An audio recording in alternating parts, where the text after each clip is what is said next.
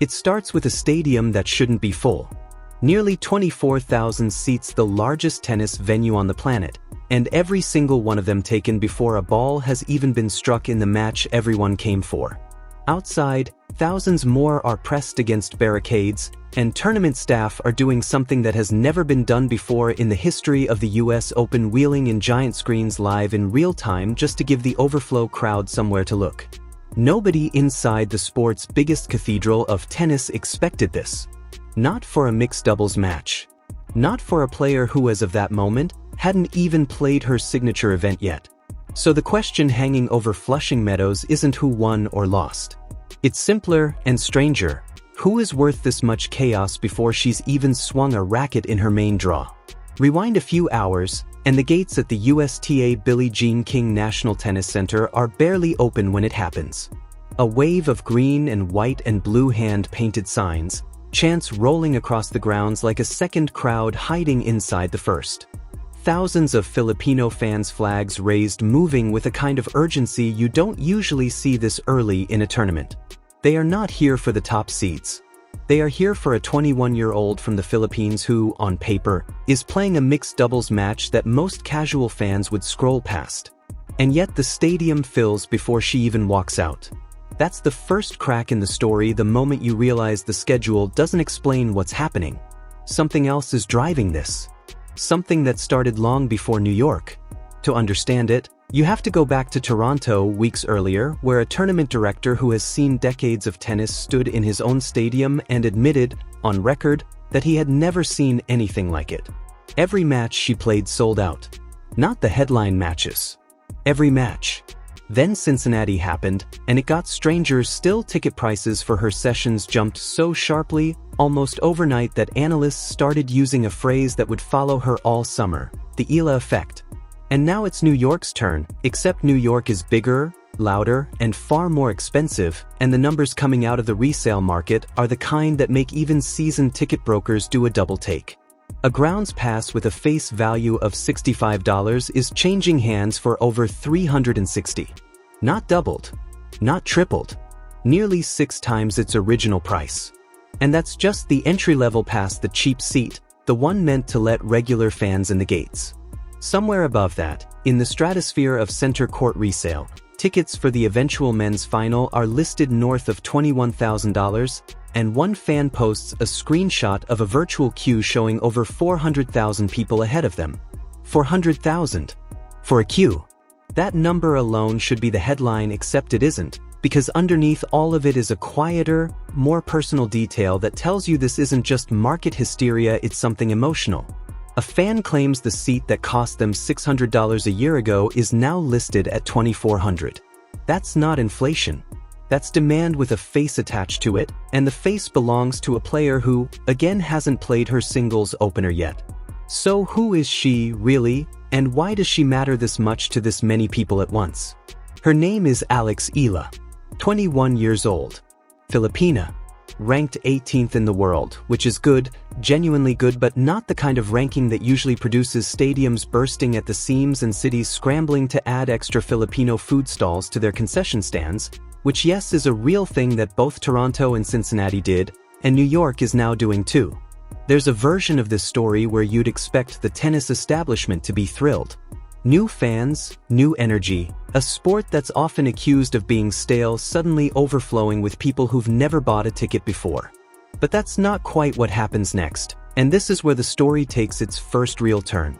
Because as ticket prices climb into the absurd, the backlash arrives almost as fast as the demand did. Billionaire investor Bill Ackman posts publicly, pointedly asking how a $363 grounds pass squares with an organization whose stated mission is to grow the sport, not price ordinary fans out of it. It's not a small voice raising the question, it's the kind of criticism that forces institutions to respond. And respond they do, but not from inside the tournament.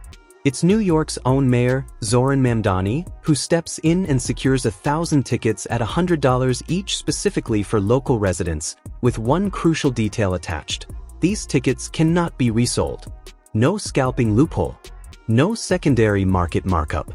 Just an attempt, however small against numbers in the hundreds of thousands, to keep the door open for people who were never going to compete with four-figure resale prices in the first place.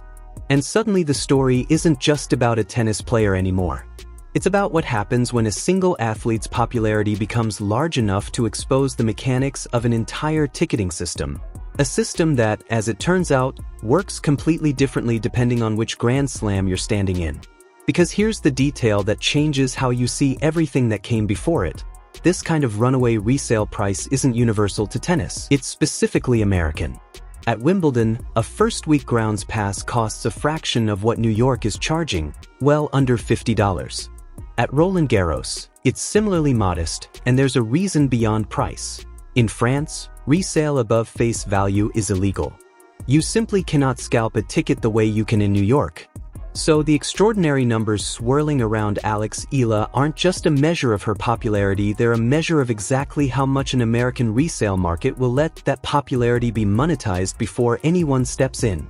Which raises an uncomfortable question that lingers under the rest of the day. Is the story here really about a rising tennis star? Or is she just the spark that revealed how the entire system is built to profit off whoever the crowd falls in love with? Both things can be true, and as the match itself approaches, that tension doesn't disappear, it just changes shape. Inside the stadium now, the noise is different from ordinary tennis crowds. It's less polite applause, more sustained roar, flags snapping in sections all across the bowl, and one chant rising above the rest, a chant with her name in it, over and over, loud enough that you'd think the outcome had already been decided in her favor before a single point was played.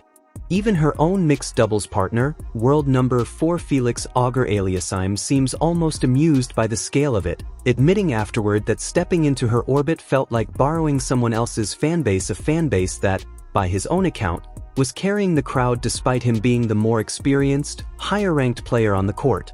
That's worth sitting with for a second.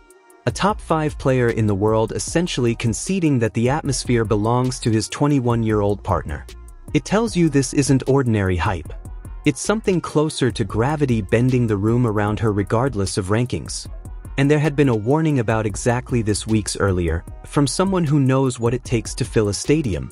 Former world number 4 and US Open finalist Greg Ruzetsky had predicted, almost prophetically, that she would sell out crowds the same way she had in Toronto, insisting she was the kind of player who thrives on the biggest stages, someone who wants to be there, not someone overwhelmed by the moment.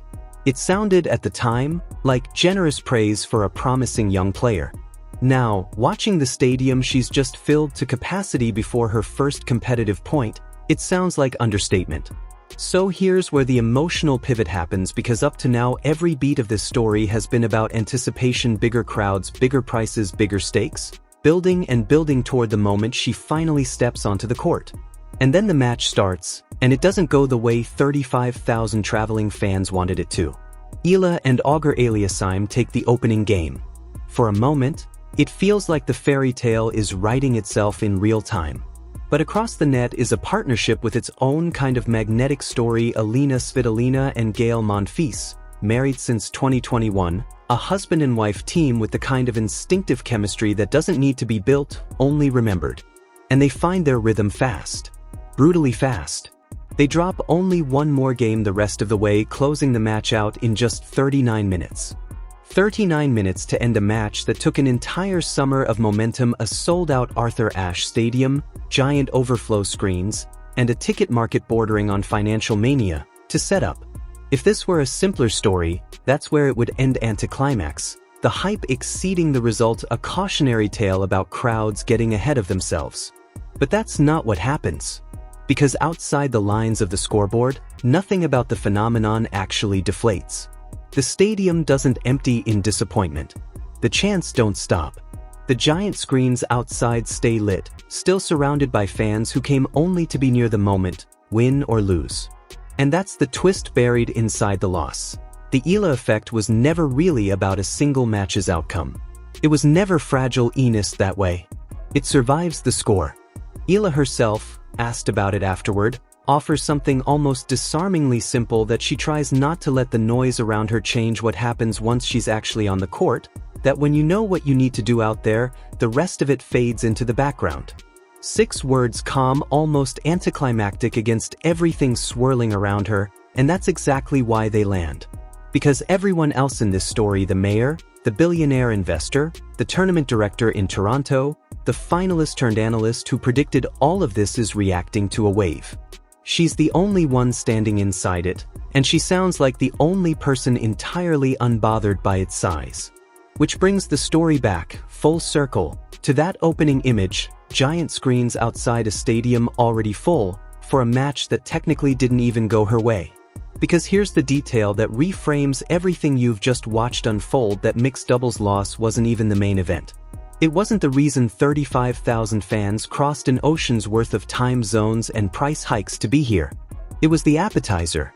Eala is entered in 3 separate events at this tournament: the mixed doubles that just ended in 39 brutal minutes, an exhibition match against Iva Jovic branded as one of the tournament's marquee stars of the Open showcases, and most importantly her actual women's singles main draw debut, seeded for the very first time in her career beginning August 30th. Which means everything you've just witnessed: the sold-out stadium, the resale market bordering on absurd, the mayor's intervention, the giant screens, the 39-minute defeat that somehow didn't dent the enthusiasm at all, was only the preview. The real test, the one this entire ticket market has actually been pricing in, hasn't happened yet. So when those screens go dark tonight and the crowds start filing out past vendors selling Filipino street food that wasn't on the menu a month ago, the question isn't whether the Eala effect is real. Toronto proved that. Cincinnati proved that.